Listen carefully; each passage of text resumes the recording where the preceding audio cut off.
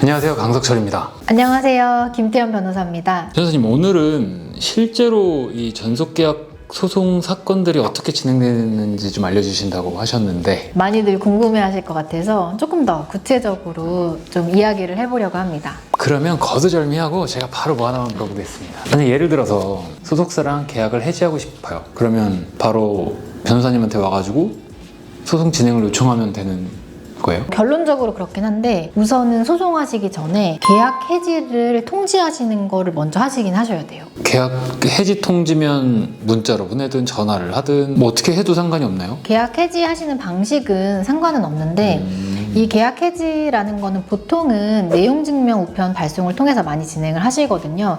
그 이유가 이제 우체국에서 이 문서가 발송되었다라는 거 입증을 해주기 때문에 그런 건데요. 그렇지만 메시지나 이런 것도 가능은 해요. 다만 소송이나 분쟁의 여지가 있다고 하면 가급적이면 내용증명 우편으로 발송을 하셔야 되는 거고요. 뭐 뭘로 해도 상관은 없지만 내용 증명을 해서 우체국 날인이 찍힌 걸로 보내주는 게 좀 더 좋다? 유리하다? 약간 이런 그렇죠. 느낌이에요. 네, 맞아요. 이제 아티스트 쪽으로 생각했을 때 회사랑 이 전속 계약을 해지해야 되는 이유와 근거들을 정리를 해서 이러한 사유로 보통 회사의 규책 사유를 기재하거든요. 이 전속 계약을 난 해지하겠다라는 의사를 전달을 하는 거고요. 그럼 거기에는 증거 자료나 이런 거는 필요가 없나요? 증거 자료를 첨부하는 경우도 있긴 한데 보통은 전속 계약 관련된 증거 자료가 양도 많고 방대한 경우도 많아서 증거 자료를 첨부하지는 않아요. 예외적으로 하는 경우가 있겠지만, 그래서 증거 자료 첨부 없이 보통은 주장을 간략하게 요약을 해서 발송을 해요. 그냥 내 의사 표현 정도만 하면 되는 거네요. 네, 처음에는. 맞아요. 네. 자, 그러면 어떤 사건들이 또 있나요? 이게 알려드릴 순 없지만 콕이잖아요. 뭔가 말을 한글 떼면 알 수 있는 회사, 네. 한글만 떼면 우리나라에 이런 엔터테인먼트가 있구나 라고 알 수 있는. 여기를 모르는 분들은 없을걸요. 그쵸. 이 회사 쪽이 아니고 아티스트 쪽을 맡으셨던 거죠? 네, 맞아요. 이 회사에서 이제 처음에 내용 증명 같은 걸 먼저 그쪽에서 보낸 사건이고, 먼저 보내셨어요? 네. 오. 그래서 이제 결론적으로는 전속계약 해지를 두고 여기는 전속계약 해지에 대해서는 서로 어느 정도 합의가 되긴 했어요. 그런데 이제 위약벌, 손해배상금 이게 문제가 된 사안이었거든요. 그래서 이제 회사가 금액을 입금을 해라. 이러한 비용으로 원을 이제 여기 이체해라 이런 식으로 오거든요. 그리고 만약에 이체 안 하면 실제 발생한 손해를 더 청구하겠다. 아, 그러면 내가 이 금액에 내가 합의를 해줄게. 근데 네가 이 금액을 입금하지 않으면 원래 합의가 된 금액은 내가 싸게 해준 건데 원래대로 난 다 요구할 거야. 선택은 네가 해. 이런 느낌이었네요. 그렇죠. 지금 이 정도 해줄 때 합의하자 이런 취지죠, 사실.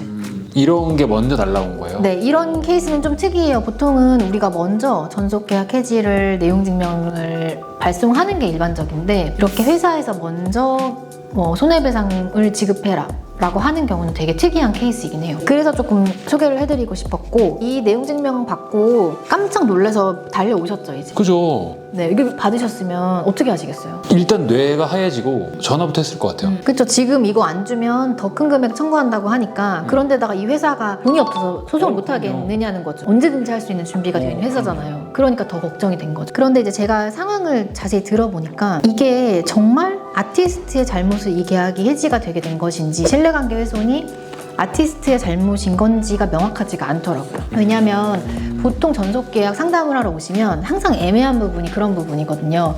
사람이 살면서 부모님이랑도 다투고 형제랑도 다투잖아요. 근데 그런 것들을 신뢰관계가 훼손되는 잘못이라고 정의하기는 좀 어려울 수도 있거든요. 그러니까 그 정도를 가려야 되는데 회사 측의 주장에 맞는 부분도 있지만 자세히 쌍방 이야기를 상세히 들어보니까 이거는 회사 일방적인 주장으로 보이고 우리 쪽도 할 얘기가 좀 있다고 생각을 한 거죠. 그래서 하나도 주지 말자. 저는 이제 그렇게 제안을 했고 처음에는 엄청 걱정을 하셨어요. 혹시 그쵸. 이러다가 정말 더 몇십억 청구돼가지고 그쵸. 그냥 지금 이거를 계약을 빨리 끝내고 네네. 일을 열심히 해서 맞아요, 이렇게 할까도 생각을 진짜 많이 하게 될 거거든요. 네. 이미 이분도 꽤 인지도가 쌓인 분이셔가지고 차라리 이거를 주고 계약 해지하는 게 맞지 않나, 더 큰 화를 불러오지 않는 게 좋지 않나 이런 생각을 많이 하셨던 것 같고 2번 정도는 상담을 하셨던 것 같아요. 방문도 하시고 전화도 하고 이렇게 하셨는데 제가 봤을 때는 결정을 좀 내려야 되는 거예요. 그 아티스트 분이 결정을 하셔야 되는데 보통 아티스트 분들은 변호사님 의견 따를게요를 많이 하거든요. 판단이 안 되니까. 와 진짜 부담되겠네요. 근데 이거 담당하셨던 다른 변호사님도 계셨었는데 그 변호사님도 조금 주고 해결하면 어떻겠냐 이런 제안을 하셨을 정도예요. 그런데 제가 이제 고민을 하다가 소송에 가더라도 우리는 안 주는 방향으로 일단 해보자 라고 조금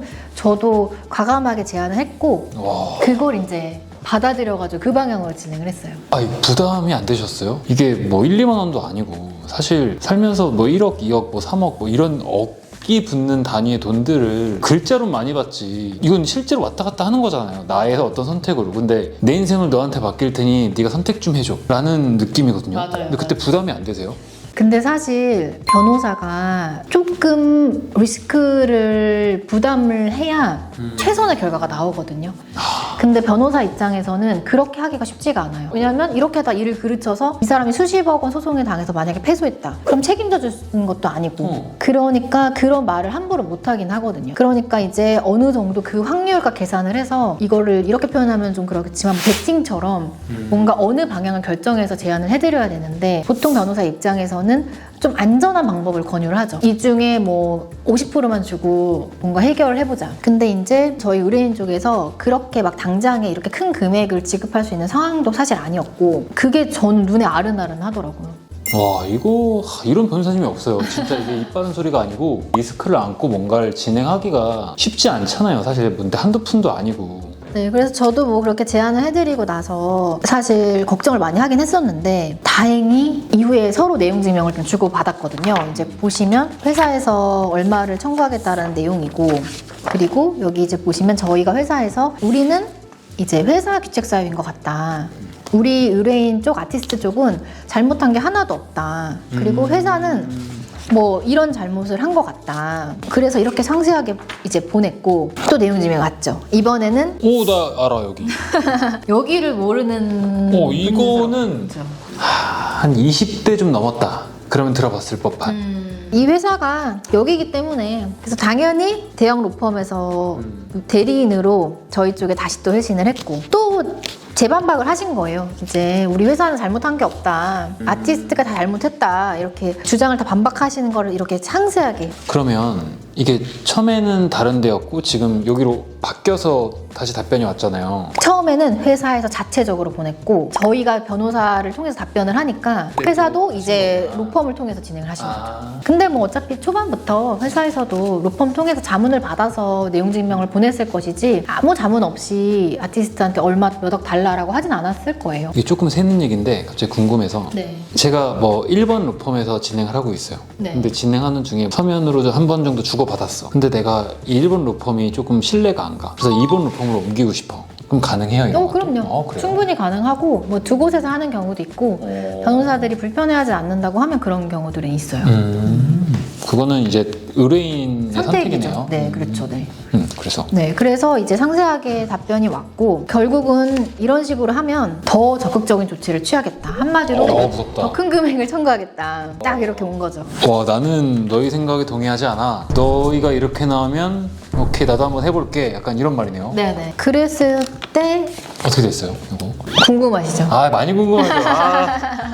이 약간 1분 뒤에 뵙겠습니다. 이건데요 지금? 사실 이거는 그 의뢰인 분이 그만큼 지급할 수가 없다라는 사정을 그 가족이 다 오셔가지고 말씀하셨었거든요. 그분들의 모습을 보고 사실 너무 마음이 짠했어요. 그래서 제가 변호사님한테도 우리 10원도 주지 말자. 멋있다. 이렇게 조금 강경하게 할 수 있었던 게 그분들의 모습을 제가 직접 봤기 때문에 마음이 좀 동해서 그랬던 것도 있고 그래서 결국은 해지는 했고 위약벌은 와 여기에 적혀있는 그대로 하면 어떠한 형태의 금전적, 비금전적 요구나 법적 조치도 하지 아니한다. 이게 한번 해봐 어디 이런 거랑 완전 정반대. 사실 이렇게 좋은 결과가 나오기까지 되게 우여곡절이 많긴 했어요.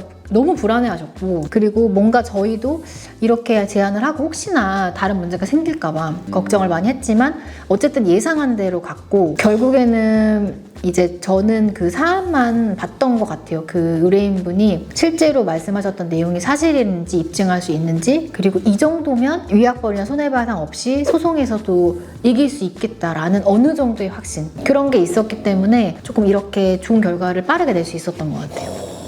왜 박수 한번. 자, 요 타이밍에 또 궁금한 게 이렇게 되면 성과금이라고 하나요? 이기면? 그렇죠, 네. 자, 그거를 얼마 받았다? 상상에 이건 받은 어깨 걸로. 비밀이죠. 네. 이건 어깨 비밀. 나도 몰라요. 이게 또 궁금한 게 하나가 있는데, 그러면 이게 소송이라는 거는 제가 아는 지식선에서는 같은 사건으로 두 번 진행을 못 하잖아요. 하나가 이제 완결이 났어. 뭐 이것처럼 합의가 됐고 끝이 났어요. 이제 근데 그 추후에 같은 건으로 진행은 못 한다고 알고 있거든요. 새롭게 사건을. 네, 맞아요. 그러면 요것도 똑같아요. 만약에 이렇게 정리가 됐어. 뭐 계약 해지가 됐고 내가 여기서 같이 얘기한 합의한 대로만 이걸 위법하지 않는 한 저 상대편에서 다시 한번 이걸 걸고 넘어질 일은 없나요? 뭐 이론상으로 소송은 할 수 있어요. 아, 그래요? 갑자기 이걸 가지고 위약벌 손해배상금을 얼마를 달라 소송은 할 수 있지만, 이 합의서가 있으면 저희가 합의서 제출을 하면 법원에서는 의미가 없고. 네, 청구 기각이 되겠죠. 의미가 없으니까 의미가 없어요. 이제 소송하는 건 자기 마음이지만 이미 법원에서 판결을 낸 사건이니 이거는 두 번은 진행을 안 하는. 그렇죠. 사실상 서로 합의가 제일 중요한 거기 때문에 합의가 있는 한 상대방 청구가 이유가 없다라고 보는 거죠. 그럼 이렇게 합의가 딱 결론이 나면 이거에 대해서 더 이상 마음 졸일 필요는 없네요. 그렇죠. 이러면 정말 자유의 몸이 되는 거죠. 이제 연예인 활동도 할 수 있고 다음 활동도 할 수 있고. 이분도 지금 활동 잘하고 계세요. 이게 반대로 회사 입장도 똑같을 거잖아요. 이게 만약에 회사 쪽에서도 뭔가 불안한 마음을 가진 상태에서 소송을 했다고 쳤을 때 똑같이 이런 합의서가 나오면 또 요건에 대해서는 또 회사 입장도 마음 그만 졸여도 되고. 그렇죠. 그러니까 회사 입장에서는 리스크가 있는 게, 소송을 했을 때 이런 전속계약 관련된 해지 소송은 패소한 사람이 변호사 보수를 일부 지급해줘야 되거든요. 그래서 예를 들면 고액의 사건을 하게 되면 그만큼 상대방 변호사 비용을 내줘야 되는 상황이 발생하니까, 패소를 한 쪽이. 그래서 이제 그런 리스크가 사라지는 거고, 또 이렇게 큰 회사들은 이미지가 정말 중요하거든요. 그쵸. 근데 우리 회사가 뭐 이렇게 하고 아티스트한테 이런다라는 게 보도라도 나면 좋은 아티스트가 거기에 안 갈 수도 있고, 그쵸. 회사 이미지 훼손될 수 있고, 주가 떨어질 수도 있고, 뭐 여러 가지 상황이 발생할 수 있잖아요. 그래서 그런 것들을 다 정리해서 합의를 하기 때문에 회사 입장에서도 조기에 정리하는 게 더 나은 거죠. 불안하지 않고. 뭐 결론적으로는 윈윈이 됐네요. 네, 맞아요. 실제로도 회사에서 먼저 위약벌 손해배상 없이 계약서 쓰자라는 얘기를 먼저 했어요. 저희는 못 준다고 했고, 다시 선 제안을 한 거는 회사 쪽에서 먼저 제안을 했어요.